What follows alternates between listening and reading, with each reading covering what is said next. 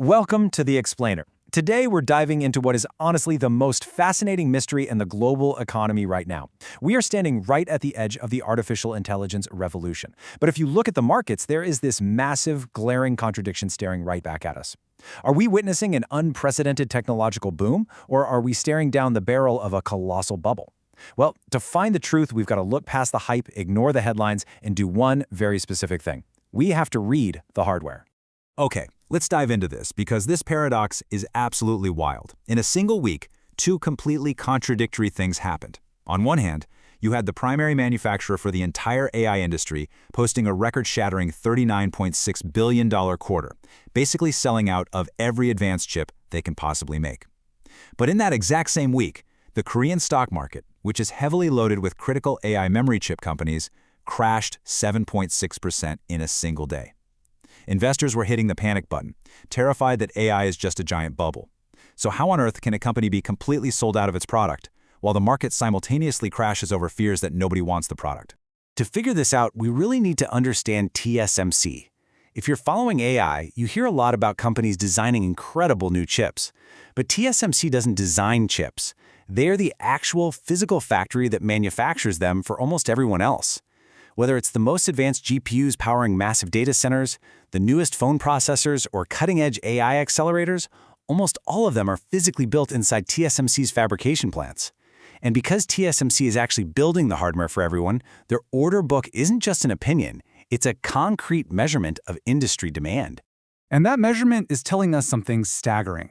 To help fuel that massive $39.6 billion record quarter, TSMC's June revenue didn't just grow. It skyrocketed. It was up 68% year over year. I mean, a company of this sheer size growing at 68% in a single year is almost hard to comprehend. We're not talking about a software company scaling code here. This is a heavy manufacturing company scaling atoms. This represents a colossal influx of real, hard cash from companies demanding physical products right now.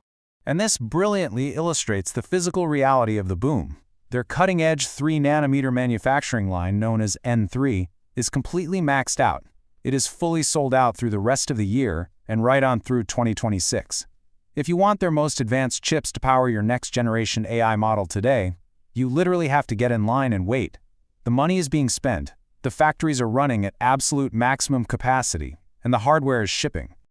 So, with factories running full tilt, why did the Korean Kospi crash? Well, it comes down to understanding how different players vote on the exact same AI story, just on totally different timelines.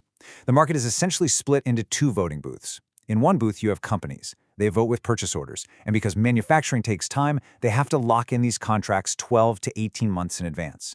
In the other booth, you have traders. They vote with stock prices, and they reprice those every single second. Last week, the companies were voting boom with their long-term contracts, while traders panicked and voted bubble by selling shares on the exact same news.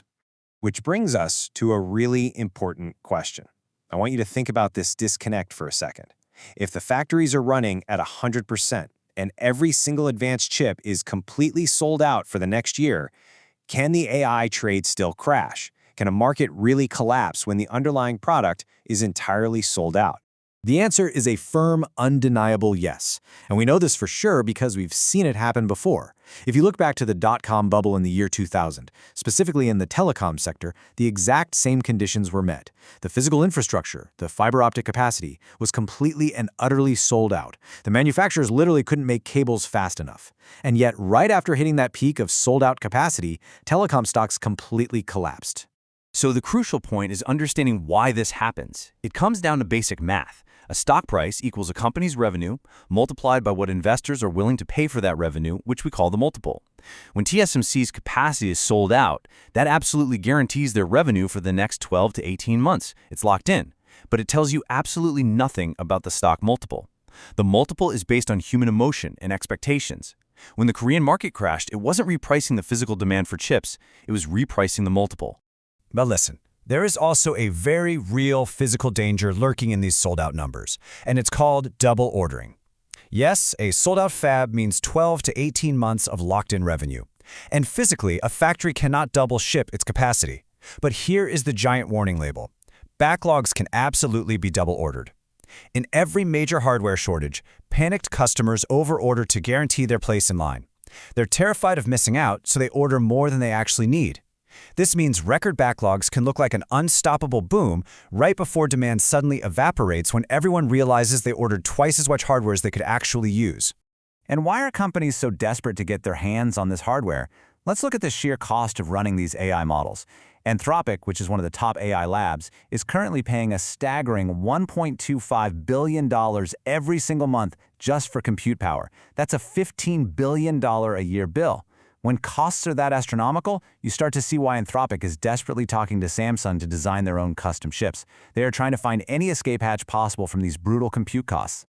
To really grasp what this means for the global economy, we have to stop thinking about AI as just invisible software floating in the cloud and start thinking about the heavy industry required to make it run. An industry veteran with 30 years of experience recently put it perfectly. A chip fab is an offshore platform. That totally grounds these abstract tech concepts in a heavy, immovable reality. Think about what building an offshore platform actually requires, and apply that to a chip fab. First, the cost. You're looking at $20 billion or more just to build a single advanced facility.